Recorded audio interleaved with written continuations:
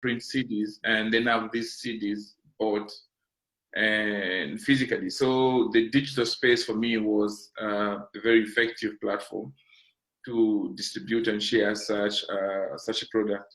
And the themes in this, the theme in the album was also very key, that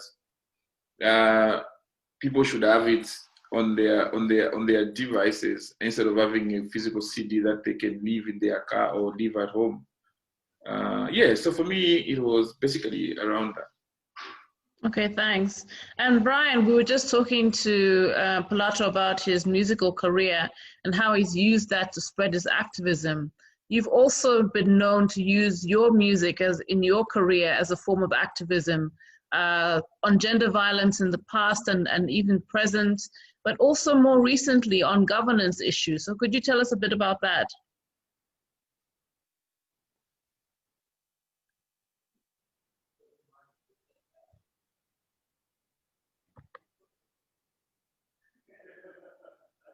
Yeah, so for me, digital activism is basically what I would term as the new normal. The new normal that we're talking about today with regards to COVID-19 is quite new, but the new normal in terms of the social media space and being able to use the internet to do our activism, to protest, is also something that we would say is a new addition to the work that we have already been doing over the years. Because way back we used to go to the streets, or we would go to the markets and stage road shows there to try and sensitize people, raise awareness on different issues to do with the electoral process or issues of women empowerment. And then eventually in the past few years, a new trend came up where we were now able to move from doing things physically to getting into the digital space, even in terms of how we sell our music. Just like Chama said earlier, things began to change. Today, you can even see people doing online concerts and being able to perform without having an audience that is physically present, but is digitally present. And for me, the first time I did a concert like that was somewhere in February, just before March, before our country went into a mini lockdown. I experienced, being able to perform without having an audience when I did an event with the U.S. Embassy at one of the institutions of higher learning. And that experience for me began to open my mind to where the world is going. And I began to realize that very soon we will need to prepare for such. So we have prepared in terms of how we sell our music, how we market our music online, and being able to speak out on different issues, but we had not really prepared when it comes to maybe performing and protesting. And so in the month of May, I started what I would term as my lone digital protests, where I would just, get into the studio, record a video, I start ranting about different things that I am unhappy about or that I'm dissatisfied with, and I would speak out. Then I realized that this is another way of protesting.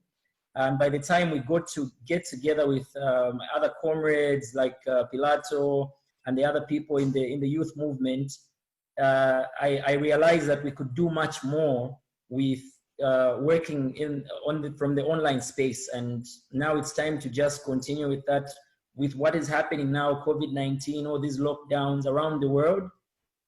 This is the new normal. This is the place to be. Okay, right. So of course, COVID is a health issue, and people have shifted to the digital space because nobody wants to get COVID, and large gatherings are now, an easy place to catch COVID-19. So people are trying to adhere to the national regulations on COVID-19. But of course, this has had other impacts in terms of people's ability to demonstrate on issues that are important to the country. Laura, you've been an activist for very many years. Could you tell us how things have shifted? Because there's a common saying that the civic space, that the space for people to exercise their rights and freedoms has shifted from the physical space to the digital space. Could you just go through the journey that you've experienced during your time as an activist, and specifically how it's changed as a result of COVID? I think during my time as an activist, I'd say yes, there were the years, if you're talking about Zambia, the years that I've been a part of, or at least active observer of, would be initially maybe 1991, when UNIP, when the country was rising against the one-party rule. That was a lot of rallies, like the hugest. I mean, I think that those were the time when thousands, tens of thousands would gather in one place, Pop Square, roundabout, that kind of thing. And it was the picture of those masses, really, I think, that convinced President Kaunda to hand over power, to allow the constitution to be changed and all. And from then on, it was that. I think it was the same with 2021, 2001, I think. There were lots of rallies and all. It was also still physical, although 2001 was more almost individual, people wearing green ribbons as well as honking, but there were also the physical meetings. I remember the first time we had a battle against a constitution being hijacked, which seems to be what every Zambian government tries to do. But the very first time, the very first gathering, what was called the Citizens Convention, where the green paper was produced, which was a citizen constitution, that was a huge gathering in Mulungushi. People from all over the country gathering at Mulungushi. And over time, I think as we has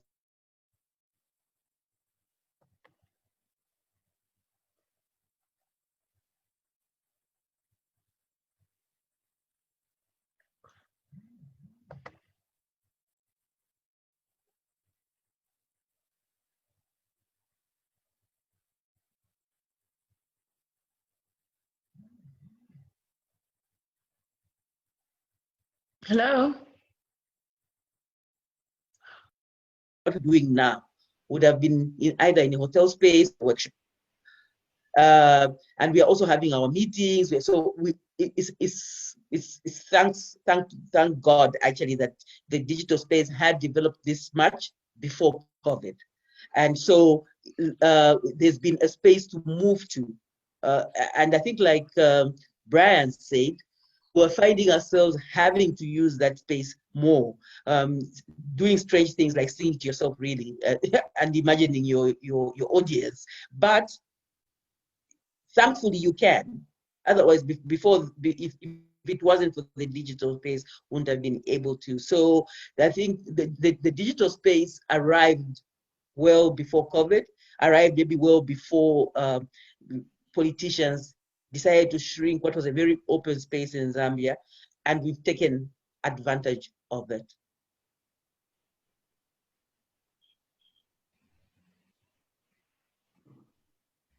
That's it.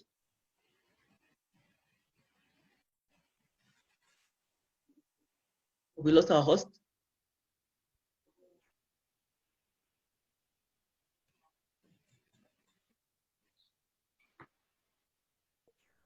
Kumba, maybe you might take it up. Yes, so probably, do I need to ask questions or I need to answer questions? Yeah, I suppose if you would answer the same question that with COVID coming into. Actually, sorry, I'm back. I had a follow-up question, which I wanted the three of you to address, which is, are there any benefits or challenges of transitioning from in-person activism to online or digital activism? If any of you would like to come in. Yes, benefits and challenges are definitely there. In terms of transitioning from the physical space to the online space, and this would include, aspects such as, costs. There's a cost of being online on the internet for people to be able to participate in what you're doing. There are certain technicalities that we also have to bear in mind, such as, failure in connectivity. These are some of the challenges. The benefits are many as well. People are able to access information regardless of which part of the world they are in at that particular time. With what we are doing right now, it doesn't matter whether someone is in Zambia, whether they are in Indonesia, whether they are in New Zealand, they are still able to tune in via platforms such as Zoom, or even using social media platforms such as Facebook, Twitter, Instagram. And people can, like we keep saying, the world is now a global village, and people can connect from whichever part of the world with each other, share information, get to know the trends, get to know how other people are protesting, get to know how other people are holding their leaders accountable in their countries, and being able to take a leaf.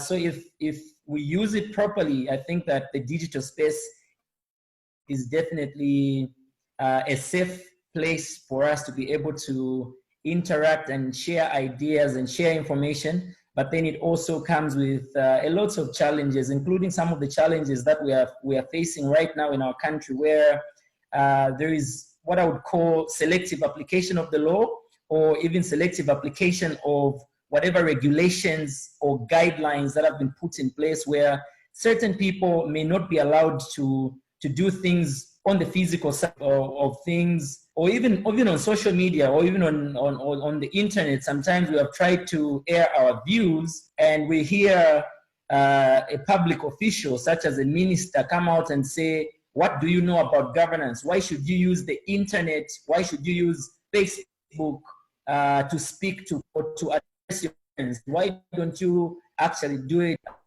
physically? And then one wonders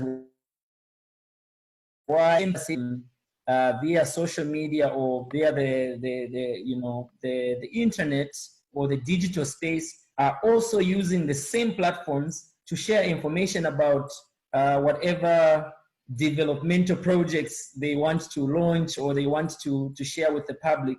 So there are all these challenges, but the benefits are many, and do the right thing, especially if people actively share ideas, come together, use the digital space in a positive way, as opposed to a negative way of using the internet, maybe to share negative information that does not bring about any development. Thank you, Brian. Fumba, maybe you can speak a bit more to carry on from where Brian has left off in terms of the challenges. You and Brian were recently part of what was called the youth protests. Maybe you could speak more to the challenges, the risks involved in digital activism, particularly in this COVID time. Yeah, so first of all, one of the biggest things is the lack of infrastructure for digital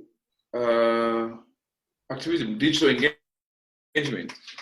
So whilst we are in Lusaka and we have is it 4G internet here, we have internet in abundance, there are some spaces where such coverage or internet privileges are not present. So whilst the young people, the people of Lusaka would want to do digital activism, the bigger population of our people who are not in Lusaka may not have the same privilege. So the digital infrastructure to allow people to access what is happening on the internet, on the digital spaces, or allow them to get onto digital spaces for them to engage and do their activism is not there for them. So I think that's a major challenge for many people in Zambia. As in terms of risks, it poses very little or no risks for the person that are doing the advocacy or activism work. But given the cybersecurity bill that we have been told that will be pushed onto into Parliament, we feel even the freedoms, the little freedoms that we have on the cyberspace may be taken away if this bill is introduced and enacted into law. I think that's where then the fears of being arrested or being censored comes in. Already we have Zikta behaving like it's FBI, and they are monitoring who is saying what, who is doing what on their social media platforms, even without the enactment of the cybersecurity bill. I think that's one of the threats that a lot of people that are using the cyberspace for their activism and expression may speak of. But I don't think I have any specific issue I can point to apart from that which I've mentioned here now. Thank you. Okay, I think Brian wanted to say something. Yes. Yeah. Sorry, hold on.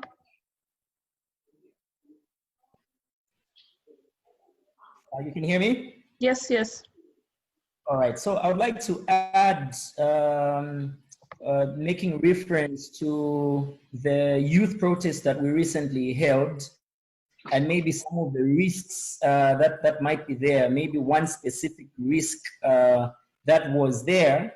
If you followed very well, what happened was that we streamed that protest live because physically we were not allowed to take to the streets and stage our protest and get together with many other people. So we had to come up with a strategy on how best we could do this without risking any person's life out there, because our bonds and our lives had been threatened. People wanted to break our bonds. People wanted to shoot at us.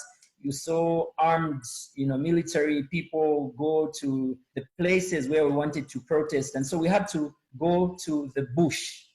And the only way other people that, like all of us, were not allowed to take to the streets could now join us in that bush protest was for us to do things digitally and online. And so we made a last minute announcement to ask people to tune in while they protest from whichever place they were in.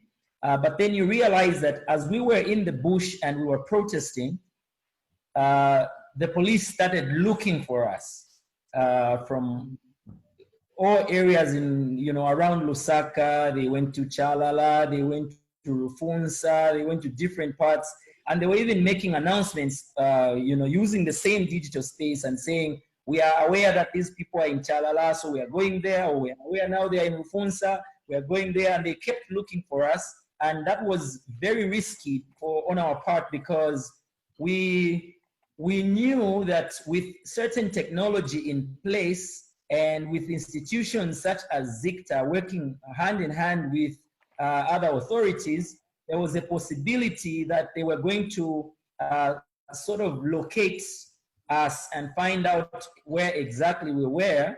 Thank God they went to very wrong places where we had no idea why they chose to go to those places to look for us.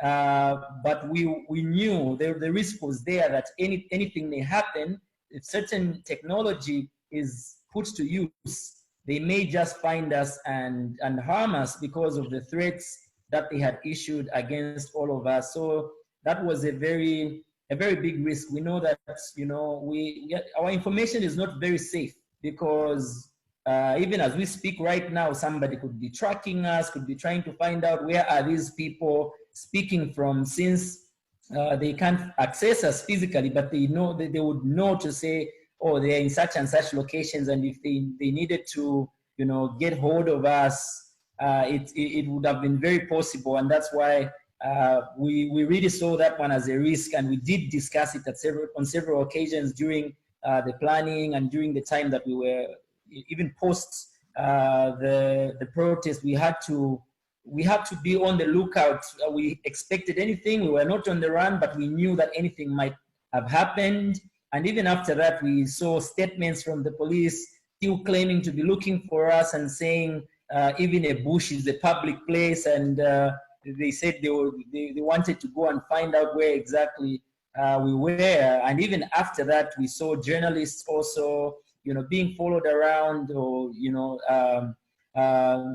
allegedly being called by authorities to be asked where exactly that bush protest took place. So even on the digital space, there are those risks in terms of your location, and the fact that it poses some sort of a challenge to the people that don't want to allow you to do things physically, but they realize that you have another platform that you can use to air your views. They still want to, to zip your mouth. Okay, thanks, Brian. And maybe just still on that youth protest, one of the requirements as you were trying to seek or get the police to notify the police of the protest was the requirement that you go to the Ministry of Health to seek their approval for a gathering. Could you tell us a bit more about that and the new challenges that poses for having demonstrations in this COVID era? Sorry, Brian, maybe let me pick that.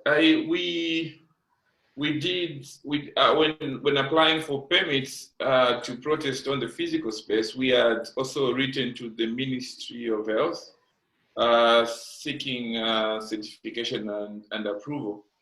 And very disappointing that they also behaved like the police officer. So they they speak to each other, but we did follow the laid down procedure. We did write to the police, we did write to the Ministry of Health, and we assured them that we'll follow the laid down procedure and do the required actions. And so we did what we needed to do even before we resorted to going to the bush. Yes, and I think it's important to emphasize that it was a peaceful gathering, and as far as you're aware, you are not in conflict with the law. Now, it seems evident that more and more young people are mobilizing and addressing their concerns on online spaces such as Twitter, Facebook, and Instagram. How can digital activism improve youth participation in the civic space, particularly as I've seen some apathy in the physical space from our youth? Yes, I think, Brian, you want to comment on that? Yes. First of all, I'm excited to know that more and more young people are speaking out these days. They are using the online space, the digital space to speak out against poor governance, against lack of accountability, against lack of respect for the rule of law, against unconstitutionalism, against corruption, and against many other ills that we continue to see when it comes to public officials that are supposed to serve the people. And it's amazing to see more and more voices come up. And I know that this space, like I said earlier, if we handle it well, if we treat it well, definitely many more young people will come up and use this space. It's just a matter of them having some sort of direction. And I think they need a bit of some sort of leadership. The more they see other young people who are courageous, using the digital space and speaking out and holding leaders accountable, we are going to see more and more young people joining and speaking out as well. Because for a lot of them, like you have said, I think there's a fear. Even when we try to do the actual protest, I saw comments, I saw people posting things such as, guys, because we have seen those pictures and videos that were circulating where the police were warning and saying anybody that is going to protest is going to face the full wrath of the law. And so because people are still living in fear or living like foreigners in their own country, they just have to embrace the digital space and continue to speak more and more. The good part is that young people are on social media. Like you said, they are on Twitter, they are on Instagram, they are on Facebook. Now it's just a matter of them treating these platforms as you know, as a space where when you air your view,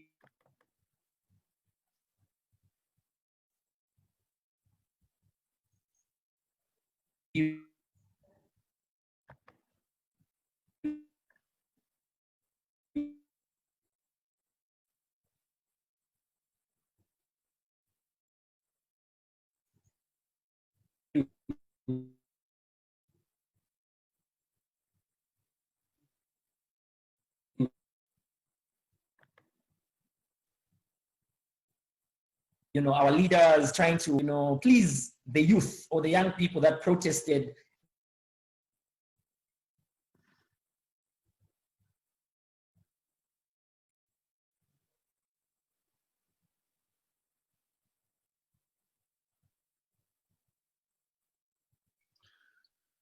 I think Brian has gone off.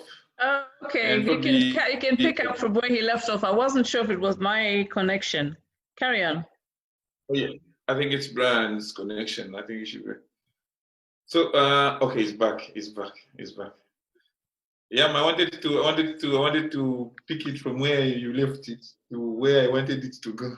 So, Okay, so okay, you no can problem. continue. The last thing I was going to say is just the fact that we saw reactions. We did see, you know, some sort of feedback coming in all directions from different political officials trying to do things that would somehow make young people smile. We saw people throwing money in all directions and offering 30 million kwachas.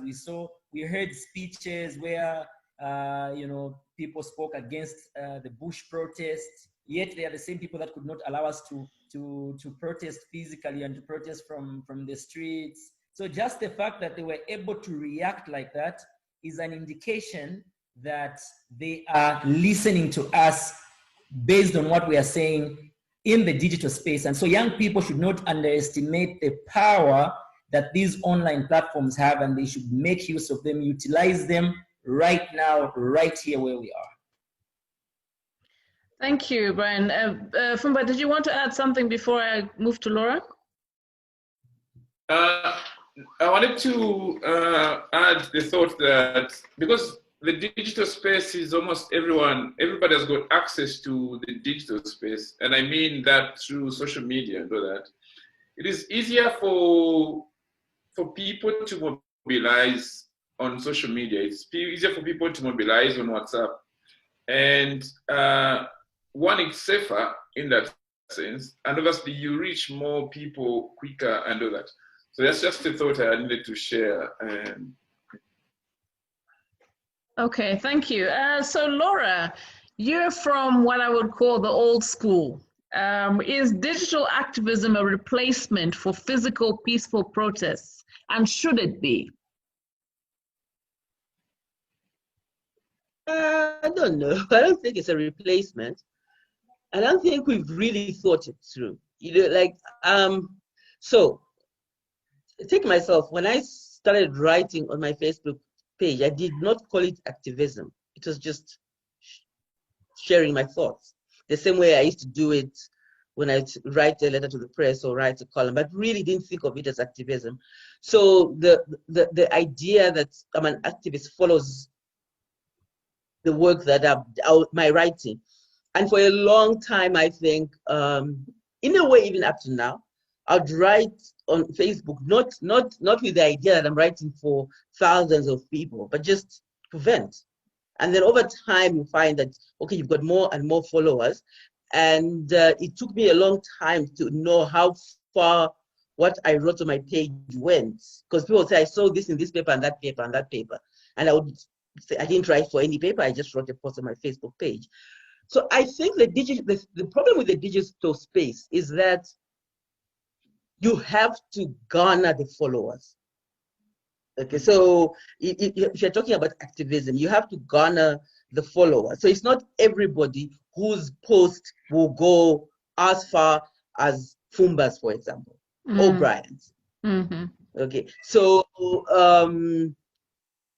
but when you manage to get a lot of people talking, so you get thousands of people online speaking, it has the influence of the physical. So it's exactly the same concept. When you are in the physical, if you call a meeting and only 5 people come, it has flopped. If you get thousands, it's successful. Same thing online. They get a subject trending, it's successful. If it's you talking to your cousin and your friends, then it's not successful. So I think we just have to think of the two as alternate spaces, but I think exactly the same rules apply, which is also, you have to have something that you're talking about. You have to be consistent. What will bring people out in the physical is exactly the same that brings people together in the on the digital space.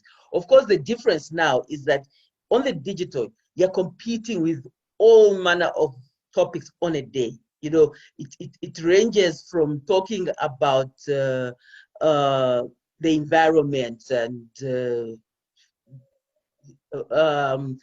diets to sex, and any of those can be trending. So you to find your voice, or to make your topic trend, or to make your topic topical, is a lot more work in the digital space, I would say. And so I think, and it's also so much easier to go wrong on the digital space. The digital space is unforgiving. What you say at a meeting is easily forgotten. In fact, sometimes nobody even remembers. Once you've put something in the digital space, it's there forever. And people can keep sharing it. So it's great when people are sharing what you want them to share. It's a completely different matter when people are sharing something that you wish they could forget. So digital activism needs a lot more discipline, a lot more professionalism, and you need to know what you're doing. Because if you mess yourself up digitally, it can be very difficult to come back. Does anybody wish to comment on that? Just a thoughts. I keep having thoughts from other people's thoughts. So a long time ago, when I had my Facebook page and I had about 5,000 followers, I had an epiphany. And I realized that now I don't need to have a newspaper company like the Post or the Diggers. I don't need to have a TV station like Prime TV or Movie TV. I don't need to have a radio station for me to express myself and share my views to the world. So the social media platform, the digital space, for me was like me having a radio station. I could take videos and post, just like somebody who has a TV station. I could take pictures and publish them, just like somebody who had a magazine or newspaper company. I could record something and share it, just like anybody who has a TV station, a radio station. So for me, this media, the social media and digital space, for me, it was like me having an opportunity to run a TV station, a radio station, a newspaper company in one. And I asked myself, what would I do if I was running a newspaper company? If I ran a TV station, if I ran a radio station, what would my content be? What would I use this for? And from that realization, I've always imagined myself with responsibility and duties as somebody who's running a TV station, or somebody who's running a newspaper, or somebody who's running a radio station. Because we are all targeting the same audience. And you must understand that people are no longer listening to radio the way they used to a few years ago. People are no longer reading newspapers as the way they used to. People are no longer watching television. Everybody is resorting to media, social media information. I asked myself that, what would I be if the world was listening to me? What will I be? What would be my message if everybody was listening to me? 5,000 people were reading what I wrote. What will I have written about? If I was speaking and the world was listening to me, what would be my message? So it's digital space for me, it gives us that power, whether you have a radio station or not, whether it gives us that opportunity to express ourselves, to be so powerful like media, these traditional media on us. And yeah. Okay, we're just about to go into questions. Josiah, did you want to say something? Yes, there are a few questions on the chat platform. Would you like to go through them? Yes, yes. But before we do that, I have one last question, which is that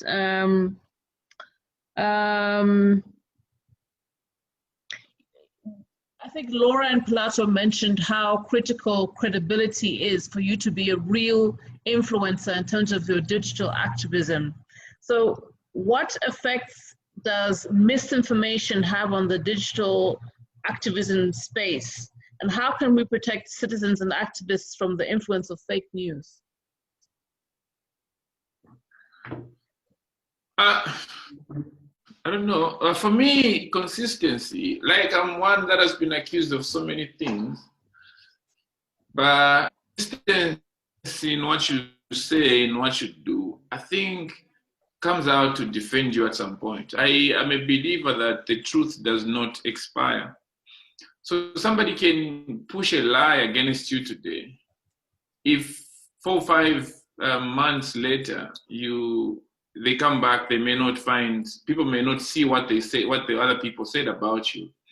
So in the advent of fake news, I think if you're consistent, if you are defined in your belief system, if you are defined in your convictions, even those that said certain things about you may find it difficult to push a certain. I've seen people that accuse me of certain things on Facebook, and so many people that will say, Pilato can't do this, Pilato can't say this. So because there is a track record, there is consistency of belief in the belief system. There is a consistency in what you say and what you share publicly.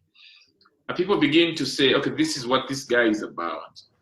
So when there is something that is off, people will be able to say, I don't think this could be true. Whilst there is not so much you can do to control what people say and think about you, but there is something that you can do to make sure that you're consistent enough for people to make reference to what you are about. Thanks. So we're now moving to questions from. The carry on. No, I was going to say to Fumba that you are not allowed to take my thoughts word for word like that. Plagiarism. That is plagiarism from my mind. I'm a prophet. Okay, so we'll move to the questions from the audience and maybe comments as well. So Diane Harawa says, thank you for this platform. I'm from Zimbabwe, and our context is the same as yours regarding the shrinking civic space. In Zimbabwe, even if you hold a placard in your community, you will be arrested for unnecessary movement. We have utilized social media. Now the trending hashtag is Zimbabwe Lives Matter. Jeffrey Njovu says, apart from citing examples of when activism changed things for the better throughout history, what can you say to convince critics of activism that it actually works or why it works? Milimo Siasurwe says, they have said occasionally, politicians that we, the young people, are abusing social media to air our views and grievances. Rather that we should engage them. Now the question is, how can we all engage? Just a second. How can we all engage? Can't find it. Okay, I think it's how can we all engage them? How can we all engage those in public offices, mismanaging public resources, abusing the law, and other irregularities that we, the young people, are not happy with, given the fact that COVID-19 is at work and we are restricted to make movements? Then the other question is, good afternoon to the panel. It's a very good discussion. The thing is, the government is not happy with such discussions, especially when you touch on the infringement of rights and wrongs that they do. Don't you think the government through ZICTA would start to play with our network so as to silence everyone? What can we do to ensure that the postings and articles are not put down like it happens with on Facebook, Twitter, and Instagram? Then there was another question about how we can ensure that we don't leave those people, we don't leave anybody behind. I think that was the first question. Then another question is, does digital activism have a place in the post-COVID era? What will happen? Well, will we go back to physical activism? And for now, the last question is, how can the unconnected, I guess this is the first question which was asked, how can we ensure that we don't leave anybody behind? Okay, I hope everybody got those questions. If you could just give us your comments, starting with Pilato. So let me try pick, because there were so many questions I started to forget. Old people forget too easily. How can the unconnected be included in the ad? So this is what I said as a limitation with digital advocacy. It's the lack of digital infrastructure to allow everyone be on the digital space to do the advocacy. I think the best we can do as people that talk a lot is to advocate for infrastructure development and obviously affordable internet. So then we can, because it's a necessity now. Everything is moving from the digital setting into from analog into a digital. And for those that are very advanced, you hear them talk of the fourth industrial revolution, meaning that almost everything is moving to a computerized setup. If you go to the mines, you realize that even the machinery that is being taken there is well advanced and computerized and all that. For advocates, especially for those that advocate for education and the rights to education, we must prioritize the thought that education can now go digital and prioritize investment in digital infrastructure. So then even those that are not in Lusaka, those that are not in the Copper Belt, can still have access to a smartphone or a computer or a tablet or iPad, and still have good internet, affordable internet in their areas. So then this moves us and puts us on the level footing. The second one, how can we, apart from citing examples of activism, change things for the better, brought history? What can you say to convince critics of that act?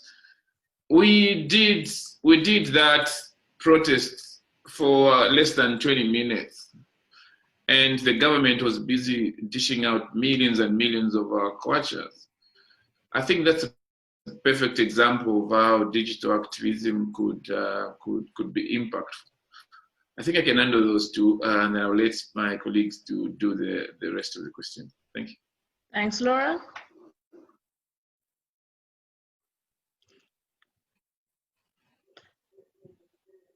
We can't hear you. I'm unmuted. You can't hear me? Yes, we can hear you now. Okay, so I was saying that I'm answering the question whether digital activism will have a place post-COVID, and saying that it will because it predates COVID. So digital activism started before COVID. The move to using the digital space, like Fumba says, the understanding that people can use the digital space and sidestep radio or TV stations, that is long before COVID. So I think that it will be there post-COVID, and we do hope that there will also be space for the physical space. The question about how do we speak to leaders who say do not abuse the digital? How do young people speak to leaders who do not, when they're being told they're abusing the digital space and they can't see them during COVID? It's not about COVID. I think young people just need to understand that's one of the most ridiculous things any leader can say, that come to me, where? I mean, you can have even 50 young people walk to the Ministry of Higher Education to ask why bursaries are being allocated to the rich, while the ones, the deserving 6-pointers who happen to be poor, do not get them. What those young people are supposed to go to the ministry? No, that's not how it works. Even when we do have a physical meetings do not necessarily have to have the people we are speaking to. They should come to us. So I think young people should not feel intimidated and should not really listen to some of these questions. It's a defense mechanism, and the ministers know that if you were to go to their ministries, you'd start from the gate being stopped using the guard. So it's not really issue. I think rather what young people should do is ensure that when they're speaking online, they are well informed, they're reasoned, they're respectful. There's actually never any reason to use uncivil language. And if you're not using uncivil language, you're being respectful, you're asking pointed questions, you're asking informed questions, nobody can say you should not use this platform or that platform. I'll take those two. Thanks, Laura. Brian? All right, there was a question about how we can protect our digital content from being taken down. I think there was an example that was given in the question. And I want to start by saying we need examples, we need role models, we need people that inspire other people to do the right thing. So if we're going to have more and more people that are, giving the right message and doing it objectively without any malice, without, any character assassination, if we do it and we're doing it in a mature way, we can inspire many other people to take that particular direction, and also make sure that as they do their activism, as they use the digital space, they do it without really attacking any person's character, but sticking to issues and not really people's personal lives. So we need to be an example, and this team that we have on this panel is a representative of many other people out there who are speaking out and who can also be a good example to many other people that they influence, so that once that content is online, no one will have the ability to take it down, because even when they try to report it and say this is not good or this is hate speech, there will be many people to defend you and say, we have seen that Pilato is a very objective man, and in his message, he always makes sure that he sticks to issues. I can see he's agreeing with me. He sticks to issues, and therefore, people will defend him, because even online, when people report a page, for example, a Facebook page, there are other people that can, can counter that effort and say, no, this page is very much needed because it provides credible information, maybe with reference. You always make reference to the source where you got that information. You're not just spreading fake news, for example. And then there was a question about critics of activism who are saying, does it work? Yes, activism works. Activism works, and it's part of the reason we have seen, the reactions that we are seeing currently, where there are all these so-called youth empowerment schemes, which unfortunately do not have the right criteria and are not pointing in the right direction, or are not even realistic, because to me, they look like they're just pronouncements. Other times they look like they are bribed to try and, make sure or silence young people so that we do not speak out. But they do not solve the other issues, such as the corruption, because those are the issues that we have raised using our placards and using our protests. Those are the ones. But you can see that the reaction is there, meaning that the activism itself is working. It's just that the people that are responding are not responding correctly because we don't know who's advising them. Maybe that is where the issue is. And then post-COVID-19, activism or digital activism and the digital space itself or advocacy will definitely be there because, like Auntie Laura said, even prior to COVID-19, this activism was there, and even the digital space itself was there. We used Facebook. Myself, I've used it from as far back as 2009 to date. We're still using Twitter, and we will continue. And what will happen, what I foresee happening is, because people are now getting used to being on the internet right now during these lockdowns that are happening around the world, they will get more and more used, and such that they will not have to leave these spaces. Even corporate entities and many other people will continue to use the digital space, thereby making it a new community that will even become bigger than it was prior to COVID-19.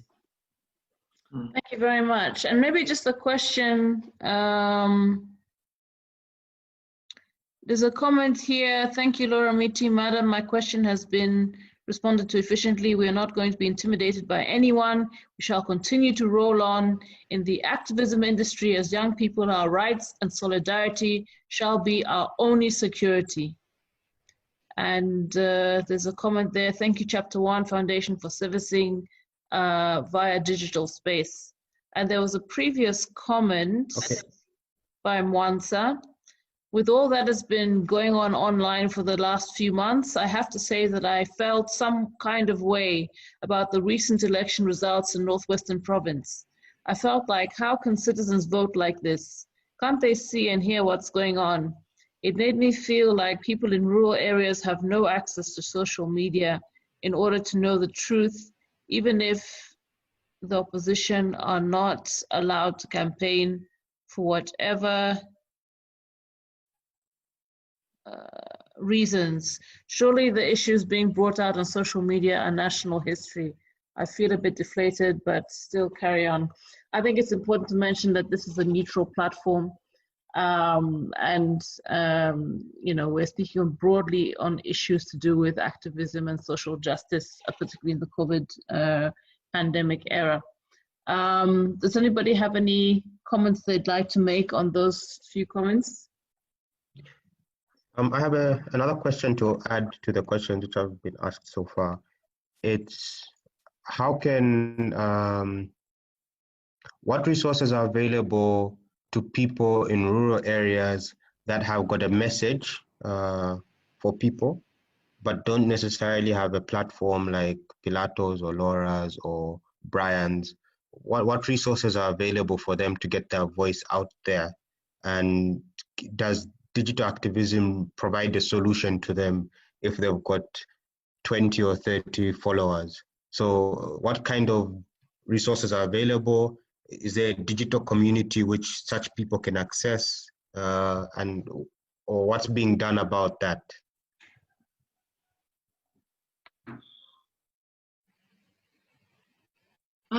So I don't think, I think there's, I don't know, there's Bloggers of Zambia. I don't know if they have any, in their programming, any resource provision for the public. But I think whilst I appreciate the number of followers one may have, I think if the content of what you're sharing, of what you're projecting on your social media platform is strong and factual, I think it finds its way into people's faces. I have seen people that are not popular, people that are not famous. They tweet something or they post something on their Facebook and it goes viral, it builds. So I think it depends on what you're projecting. It's really that. I don't think there is a fund somewhere or there is a computer with internet somewhere waiting to be handed to somebody in the rural areas. I think that's it. And then also wanted to add the thought on the voting in rural areas. So there is a way that even when we are told that you cannot speak to the president or the government through social media. You understand that there is a way that information is managed by the state. So you have certain radio stations that only cover 2 provinces. You have TV stations that can only cover 1 province and all that. That's deliberate, that's designed so that there is control of information that's reaching the people. And in the event that social media and internet was everywhere in Zambia, it means that there was no monopoly of truth. There was no monopoly of news. So everybody could access news at whatever time from anywhere, you know? So when we say there's no internet in the rural areas or there's no social media, it's deliberate so that there is monopoly of information dissemination. So not everybody can reach those people if the only source of information is a state-owned TV station and a state-owned radio station. I think it's deliberate like that. And internet, as powerful as it is, it still depends on states, the government to install towers and the digital infrastructure I mentioned. And if they want to control information that much, they may delay taking such developments in rural areas. So hence the voting is very disconnected from reality. Thank you. Does anybody else want to chip in? I just wanted to make a comment on the internet in relation to maybe the comparison between the people in the urban areas and the people in the rural areas. I think earlier we had also spoken about some of the challenges, you know, that we face, and I think I mentioned something to do with internet connectivity.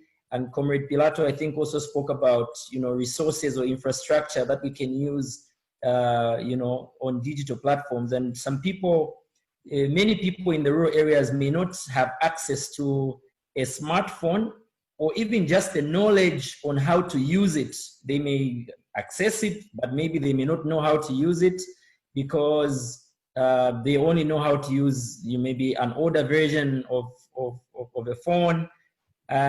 The internet connectivity may not be as good in the rural areas as compared to here, because even the mobile telecommunication companies are focusing more on the urban areas because they think this is where people are still using phones more than the people in the rural areas, and this is where people will be able to afford buying talk time, buying bundles, buying dongles, and all this infrastructure, all this technology that is needed. So that challenge is still there, but I think that there is an opportunity for those of us that are utilizing the digital space to be able to channel this same energy that we have online and start, you know, slowly taking it to those communities. I think this partly could also answer that other question that had come earlier to do with post-COVID, to say, after what we are doing, you know, in the digital space, I think what this is supposed to do right now is to give us, you know, more energy, more zeal to want to go and do more once the world opens up again, to now go on the ground and take the same message. Because the worry that the person that asked the question about maybe the voting pattern in the rural area is a worry that we all have, and it's being discussed even on social media, to say, maybe these people are not accessing this information. Maybe they do not really know the challenges, or maybe they think that their way of life right now is normal because it has been like that for the longest time. But the people that are on social media are speaking out and also representing those that are in the rural areas who may not have access to these tools. And so we just need to figure out ways. But that worry is in all of us. We are all worried to say, are the people in the rural areas really having access to information, and how can we improve? Unfortunately, I also do not have an answer to whether resources are available to make sure that those in the rural areas can also benefit from the internet or the digital space. Okay, there's another comment from Diana Harawa. She says, online activism works in Zimbabwe. The media has exposed corruption in the government's procurement of COVID-19 medical supplies, and the Minister of Health has lost his job. People have continued to speak out on corruption, human rights violations, and the president has responded by labeling people as dark forces or terrorists. So her question is, how best can we deal with the shrinking civic space? I think she's talking about Zimbabwe, now that the government wants to come up with a law that criminalizes demonstrations.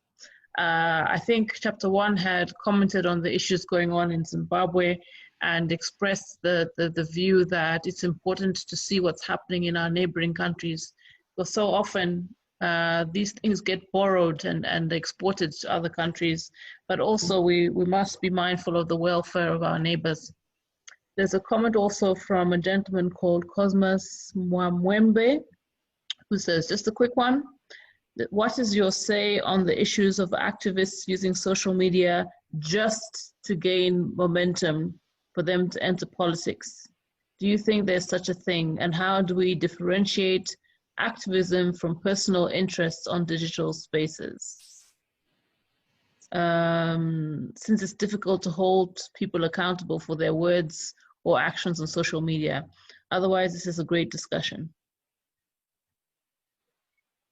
So maybe Laura, your thoughts on these two comments? You're on mute, Laura. Laura, you're on mute. I think she's waiting for. Hold on a second. Let's see. Oh. Let's see.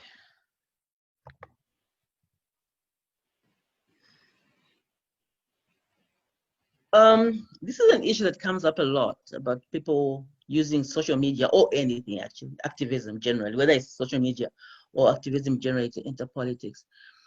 The thing is, entering politics is not a bad thing, is it? So it's possible that someone could enter politics because that is the next natural stop for them, not because they started what they did before in order to enter politics. So, and I think this is world over. People go into politics from government, from church, from social media, from activism.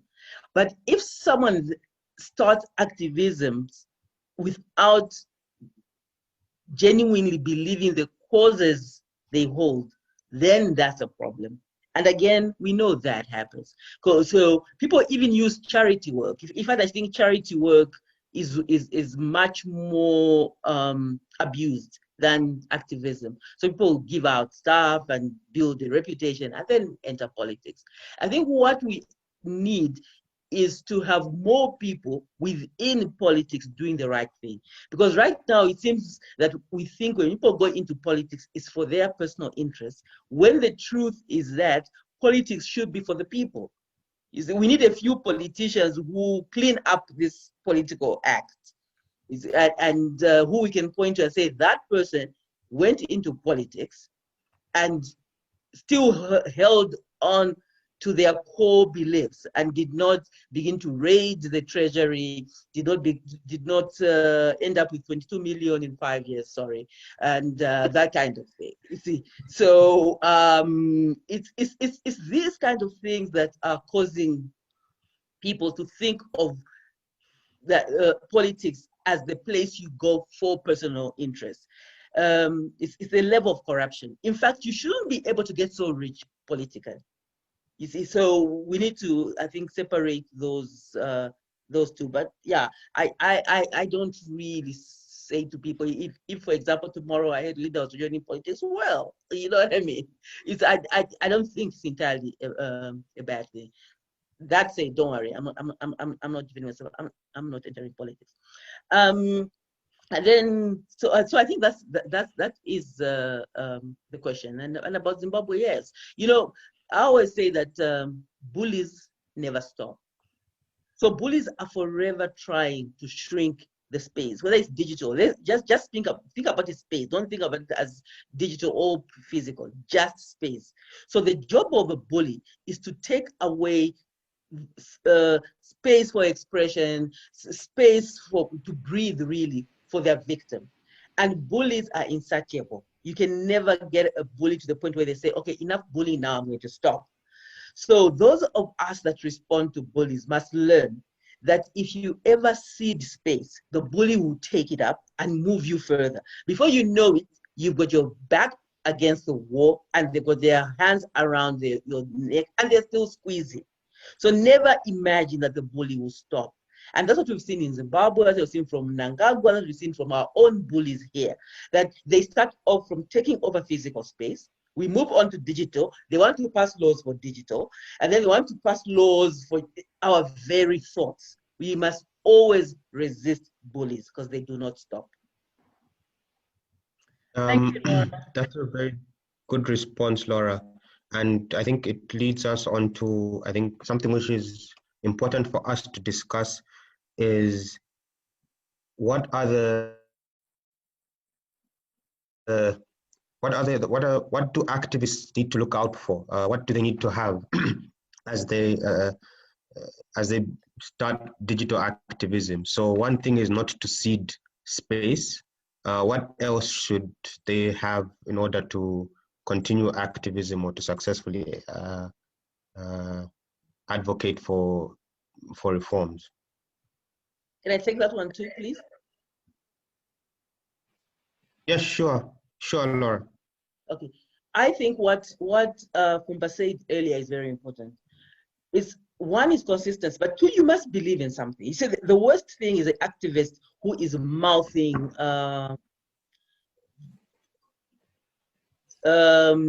principles that they actually do not hold themselves, and you can always tell. You know, either they don't last or they're easily bought off or something, that kind of thing. So I think an activist must themselves believe in what cause they are promoting.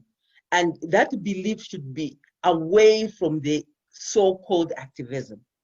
So what I say on social media should be what I believe, even if you were to wake me up at night. Unfortunately, it's very difficult to say that about someone else. It's very difficult to know whether what this person is saying is the truth. But the only way you can tell is consistency. I think, like Kumba said, that it doesn't matter how you spin it, what issue they're talking about. You should be able to recognize the consistency in an activist. An activist who says one thing today and another tomorrow, and in this cause tomorrow, and it just seems to be very fluid in what they hold, really is not an activist. So the first thing, I think, conviction. The conviction of an activist should be deep within their chest. In and out of prison, at home, at work, and all, even if they are not, because we do have activists who have no platforms, like we said before. So we seem to think activists are those who have a following. That's not true. I think a following follows your conviction. It's because you had the conviction first, and then maybe a platform came to you. But we have a lot of activists in this country who do not have a platform, but they hold their convictions very strongly. And if they were to be given a platform, they would, I think, be able to influence people as much as anybody else does.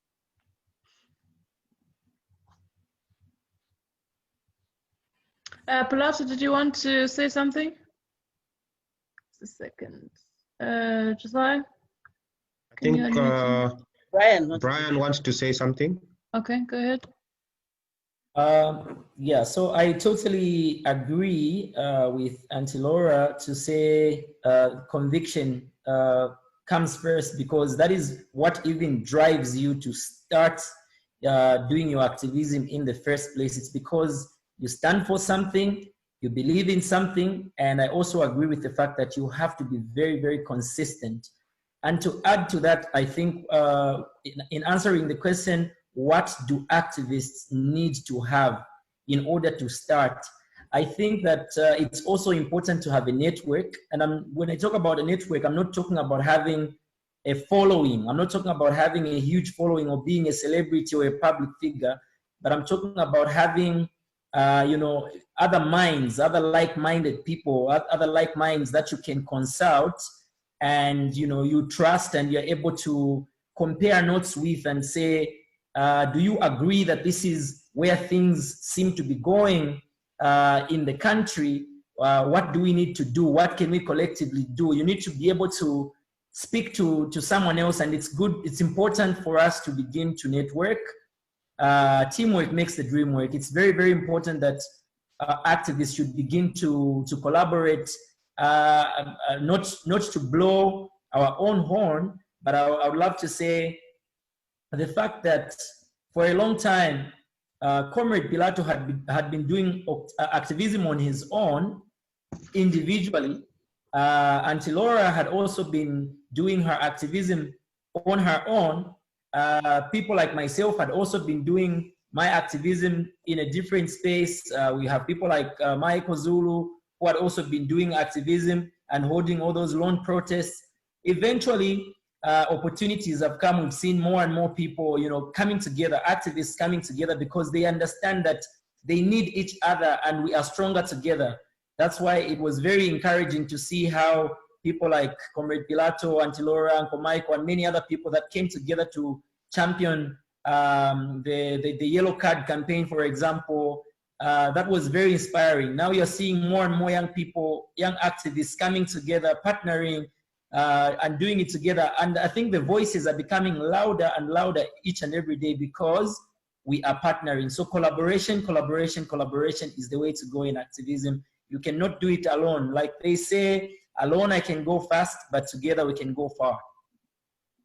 Okay, I think at this point we should start wrapping up. So I'll just ask the three of you to give your concluding remarks, starting with Pilato. Yeah, my concluding remarks would obviously border on what has been shared by my colleagues. So as a prerequisite of being an activist, I think it starts from having a conviction. So the conviction is what guides you, even when no one is looking, even when it's not fashionable to do so. The danger that we have is when a conviction is replaced with an emotion. So you feel something about something, and then you champion that cause. And then when facts change, when the complexion of what you were looking at changes, the emotions will go. So if I want to become an activist because there's no food at home, then I'm talking about poverty in the country. Then if BFlow the next day buys me a bag of mini meal and some rice, I would not continue talking about poverty in the country because I would have been sorted by brand. So the conviction is a very important piece of activism. This is what I've learned. Like you have to be convinced. You have to be convinced that something has to be done, and you're part of your responsibility to make sure that what has to be done. I think that's my concluding remark, and thank you very much. Thank you, Laura.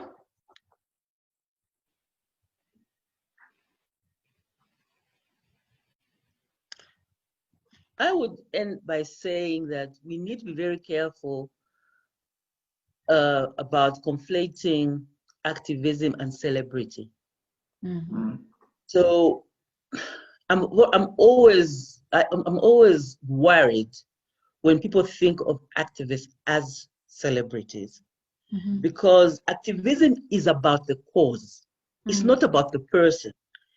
I know it's very difficult, because if you're an activist, you're on TV and radio and all this, but celebrity is about promoting yourself. It's about making money. It's about all this. It's really advertising. Activism is trying to change something. And in trying to change something, you do not need celebrities. Because when you create celebrities out of activists, like I said earlier on, you forget that there are a lot of people who actually pay the price. So for example, if you think of Fumba or BFlow or myself as a celebrity, you leave behind a mass of people still doing the same kind of work, but not getting the same kind of support. For example, if you run into trouble. So activism like Fumba said, is about the conviction. Listen to what the person stands for. If you cannot identify for sure that this person stands for this night or day, then they are probably a celebrity. And forget about them.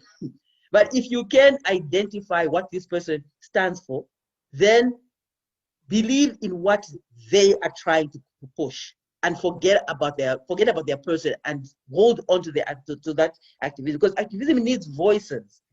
Celebrity is about one person. Activism needs voices. So if you make it about one person, all the other voices who could support this are left behind. Activists need people behind them. They may lead, but they are not the cause. Thank you, Laura. And finally, but not least, Brian, your closing remarks? In conclusion, I just want to say we are at a point, or we are in a time where Zambians have no choice but to become activists, because many other people out there have the conviction that we're talking about deep inside. They need to find that conviction that should drive you to begin to speak out, to begin to stand up for your rights, and to stand for something and speak out against something which you are dissatisfied with. Zambians right now have no choice but to speak out, because if they don't, then we shall continue to see the infringement on their freedoms. We shall continue to see an increase in corruption. We shall continue to see the many ills that we have continued to, to experience in our country. So right now, we need to promote the activist spirit, and more people need to join activism and begin to champion different causes that will help to save our country from the looting, from the corruption that will affect generations to come, because we need our children and our children's children to inherit a country that is governable, and a country that allows them access to resources and equal distribution of wealth. And on that very excellent note, we'd like to thank our panelists, Pilato from Bachama, Laura Miti, and Brian Wembia, otherwise known as BFlow, for participating in this panel. You've all heard that activism is about championing a cause. It's not about celebrity. And in that light, anybody can be an activist. And we urge all of you, because there's so many issues that this country faces, that we all need to participate in the governance of our country by raising our voices in the digital space or even the physical space, as long as we do so peacefully and respectfully. And we'd also like to thank you, our audience, for being very patient and staying through the entire program. And we will be posting this on our Facebook page. So if you ever want to revisit this program, you're welcome to do so on our Facebook page. That's Chapter 1 Foundation. So thank you to all of you who've contributed to this effort, not only our panelists, but also those at Chapter 1. So thank you very much, and enjoy the rest of your day. Thank you. Thank you very much for having us. Thank you.